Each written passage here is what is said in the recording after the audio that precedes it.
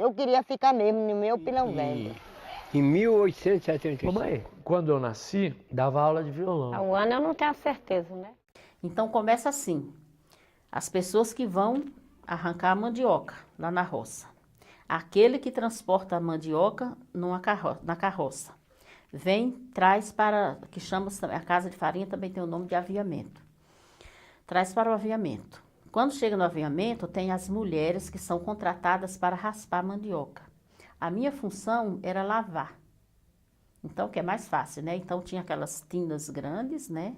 Aqueles alguidários, que essa palavra certamente eu descobri depois já, que é uma palavra africana, porque na África, principalmente muitos que vieram para cá e retornaram para lá, é de um local chamado Aguidar.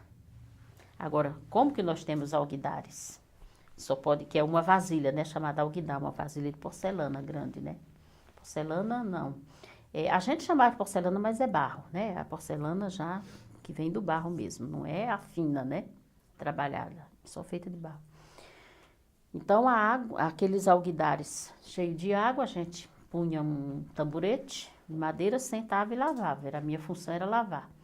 A da minha irmã, a princípio, a gente não tinha motor para poder, eles chamam de cevar a mandioca, ou seja, cortar a mandioca para fazer a massa. Então, eram 2 homens fortes, negros, né, com muita força, e era uma roda. Então, eles, um de um lado, outro de outro, rodavam. Aí, quando eles soltavam a roda, que era o mais rápido que ela estava, aí a minha irmã precisava saber. Colocava a mandioca aí e ela saía em massa, né, saía a massa embaixo. Aquela massa tem que colocar no local, aí tem o prensador.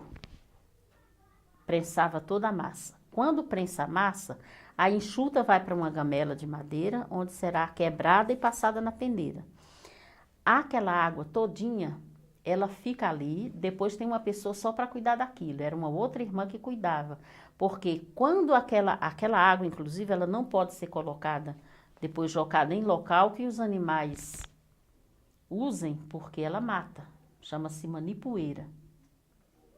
Então, aí assenta a goma embaixo, que é o que se chama hoje de polvilho, né, aqui na cidade, que é o polvilho com que se faz a tapioca, né? Se faz uma série de coisas, biscoito de polvilho e tal, mas nós chamamos de goma.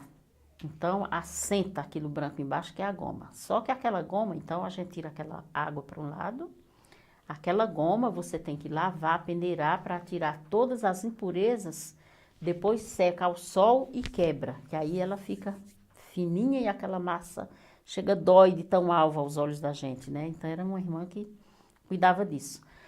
Aí, aquela massa que foi quebrada e passada na peneira vai para o forno, que aí tem uma pessoa para torrar a massa.